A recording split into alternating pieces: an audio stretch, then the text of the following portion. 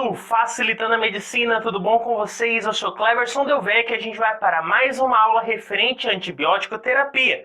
Então, se te ajudar de alguma forma e você quiser receber mais conteúdos, mais videoaulas, se inscreve aí no canal, deixa o seu joinha e vamos ao que interessa. Hoje vamos falar um pouquinho sobre os carbapenêmicos. E o que a gente pode falar desse grupo de fármacos que estaria relacionado a essa antibiótico terapia? Primeiro, que esses carbapenêmicos eles são muito utilizados principalmente em casos de infecções graves, onde existem aquelas bactérias bem resistentes ou multiresistentes. Agora, eles possuem algo em especial, algo importante ali. O que é esse algo importante? É na sua estrutura, que a gente vai ver mais à frente, que ele possui o anel beta-lactâmico. E esse anel vai conferir a ele a sua atividade, a sua função, que é de destruir a bactéria, que vai atuar exatamente sobre a parede dessa bactéria. Beleza? Então ele possui esse anel que confere a sua função, que confere a ele a sua capacidade de atuar diretamente na parede dessa célula ou na parede dessa bactéria. Lembrando que outros fármacos, outros antibióticos também possuem esse anel beta-lactâmico, como por exemplo a penicilina, os monobactâmicos, também a gente pode citar a cefalosporina e o próprio carbapenêmico, que é o nosso assunto de hoje. Então, existem outros que possuem aí esse anel fazendo parte desses beta-lactâmicos. E o que a gente pode falar? Olha nessa imagem. Nessa imagem fica bem claro a estrutura do carbapenêmico. O que a gente observa? O anel beta-lactâmico, que a gente já citou, que vai dar essa capacidade desse carbapenêmico de atuar sobre a parede dessa célula, a parede dessa bactéria. Também vemos ligado a ele outro anel pentagonal, não saturado, e ainda com a presença do nitrogênio. E esses R's aí que você vê que seriam os radicais. Então a gente vê o anel beta-lactâmico, vemos ainda o anel pentagonal, ou também chamado de anel carbapenêmico, que possui esse nitrogênio com os radicais ligados a ele. Lembrando que o que confere a propriedade, a capacidade desse carbapenêmico de atuar sobre bactérias vai ser esse anel beta-lactâmico. Outro ponto importante desses carbapenêmicos é que eles são capazes de atuar tanto sobre a parede de bactérias gram-positivas como de gram-negativas. Mas, além disso, ela vai possuir aí alguns grupos, alguns tipos de fármacos que pertencem a esses carbapenêmicos. Por exemplo, o imipenem, também o ertapenem e o meropenem. Todos esses são carbapenêmicos. Lembrando que ele possui esse anel beta-lactâmico. Mas antes da gente ingressar ali na atividade, como que ocorre esse processo de ação desse carbapenêmico, a gente tem que saber a diferença entre onde ele vai atuar, por exemplo, de uma gram-positiva para uma gram-negativa. A gente tem que saber onde vai atuar para depois saber como ele atua. Então, olha essa imagem. Nessa imagem, o que a gente vê? A gente vê uma bactéria, a parede de uma bactéria gram-positiva e de uma gram-negativa. Olha a diferença.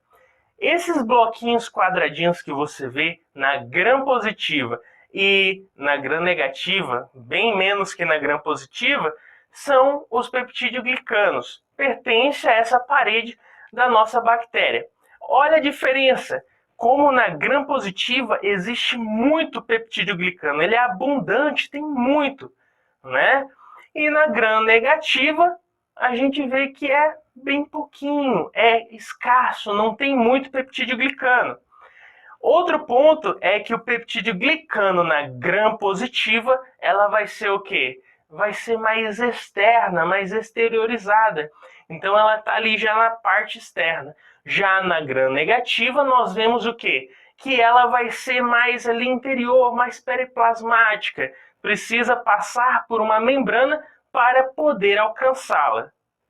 Então, basicamente, seria essa a diferença entre uma gram positiva e uma gram negativa. Na gram positiva, esse peptidoglicano ele é mais externo e é abundante. Na gram negativa, ela é mais interiorizada, periplasmática ali, ainda tem uma membrana acima dela.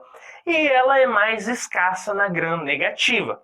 Então, basicamente, seria essa a diferença. E por que eu estou enfatizando tanto para você essa diferença? É porque é ali que os nossos carbapenêmicos irão atuar. Agora, o que é o peptidoglicano? O peptidoglicano nada mais é do que glicanos polimerizados, polímeros de glicanos, que estariam sendo formados, como a gente vê na imagem, pelo ácido murâmico. Então, ele estaria ali ligado entre um ácido e outro, e a glicosamina, né? Esse ácido glicosamina com o ácido murâmico. E eles juntos ali, claro, com outras estruturas, estariam formando esse peptidoglicano bacteriano, que é o que a gente acabou de ver ali na gram positiva e na gram negativa. É muito simples. Agora, ele vai ter o seu processo de síntese. Esse processo de síntese, sendo resumido, ele vai ter 3 passos. O primeiro é a formação dos precursores desse peptidoglicano. Primeiro passo, formação de precursores. Segundo passo, polimerização. Terceiro passo, transpeptidação. E o que eu quero que você guarde é que no terceiro passo que os nossos carbapenêmicos são capazes de atuar na transpeptidação, nesse processo de síntese do nosso peptidoglicano. E lembrando que existe uma enzima especial que estará atuando nessa terceira parte aí da síntese do peptidoglicano, que seria o peptidoglicano glicosiltransferase. Então, recapitulando, bem simples, esses peptidoglicanos eles são sintetizados, são formados e são em 3 fases. Primeiro, formação dos precursores. Segundo, polimerização. Terceiro e mais importante no nosso estudo dos carbapenêmicos seria exatamente a transpeptidação, né, que a gente vai entender agora. Olha nessa imagem. Tranquilo. Primeiro passo, formação dos precursores. Eu formo os precursores, essas bolinhas que você vê. Essa formação dos precursores dá a segunda fase, que é a polimerização, que são esses quadradinhos verdes que você vê na imagem. E terceiro, o que vai acontecer? A transpeptidação. Essa transpeptidação seria a ligação lateral desses precursores que foram originados. Então, eu vou ligar lateralmente e assim eu termino de sintetizar o peptidoglicano. Só que essa transpeptidação, para que ela ocorra, ela necessita de uma enzima, a peptidoglicano glicosiltransferase, ou também chamada de PBP. Guarda PBP aí que é bem mais simples de você guardar, mas é fácil. O que vai acontecer? A gente sabe que são 3 fases de síntese, mas somente na última, quando tem essa enzima PBP, que vai atuar o nosso carbapenêmico. E como que esse carbapenêmico, esse antibiótico, irá atuar na terceira fase, nessa transpeptidação? Ele vai atuar exatamente sobre a enzima PBP e vai impedir que essa PBP ligue as cadeias laterais desses precursores. E se eu impeço essa transpeptidação, impedindo a ação dessa enzima, a PBP, claramente eu vou o quê? Atrapalhar, vou impedir que se termine a síntese desse peptidoglicano.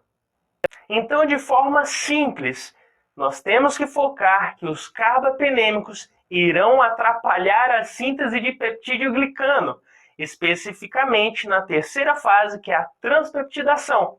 E como ele faz isso?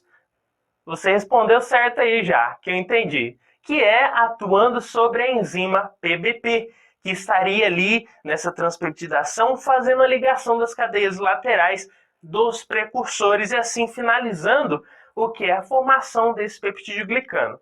Beleza? Então a gente entendeu como que atua o carbapenêmico. Porém, como a gente viu ali na imagem, né, ela vai atuar exatamente atrapalhando essa síntese do peptidoglicano, inibindo a ação da enzima PBP. Mas como que ele faz isso?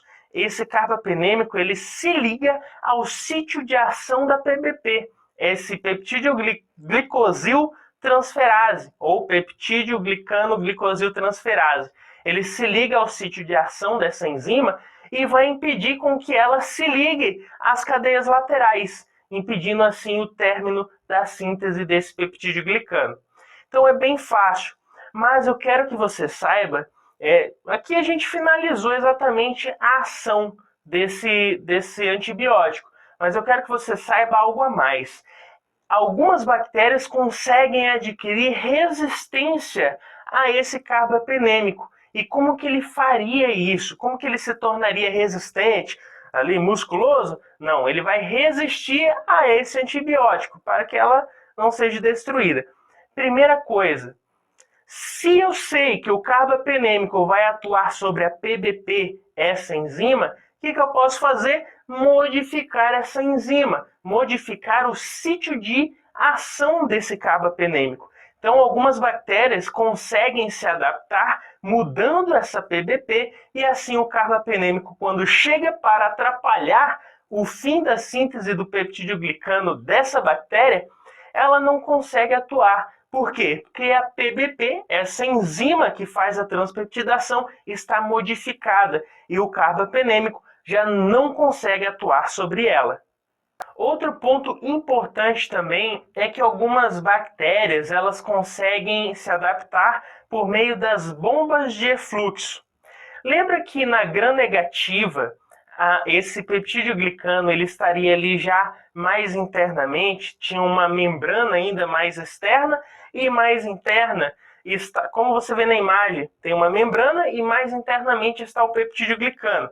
Então, para que esse carbapenêmico consiga atingir esse peptidoglicano, ele precisa passar por canais, passar por essa membrana para alcançar o peptidoglicano, porque ele está mais internamente. O que acontece? Alguns casos, algumas bactérias conseguem se adaptar por meio de canais de efluxo, ou bombas de efluxo. O que é isso? Traduzindo e fazendo fácil de você entender. O carbapenêmico entra, a bomba de efluxo joga ele para fora. O carbapenêmico entra para atuar sobre o peptidoglicano, a bomba de efluxo fala, sai daqui! Entendeu? Então, toda vez que entrar o carbapenêmico, essa bomba de efluxo joga ele para fora. Que não é seu lugar não, intruso. Tranquilo? Então é basicamente isso. A bomba de fluxo vai atrapalhar, vai jogar esse fármaco para fora de onde ele veio. Beleza? E outra forma de adaptação ou de resistência é formando umas beta-lactamases. O que é isso? É quando uma bactéria forma uma enzima capaz de degradar um antibiótico. Chega o antibiótico ali, já era, morreu. Não morre, né? Nenhum antibiótico morre, mas destrói ele. E se eu vou destruir esse antibiótico, não tem ação, não vai fazer nada. Beleza? Então, pessoal, com isso fizemos mais um resuminho. Se eu te ajudei, deixa o seu joinha e se inscreve aí no canal. Valeu?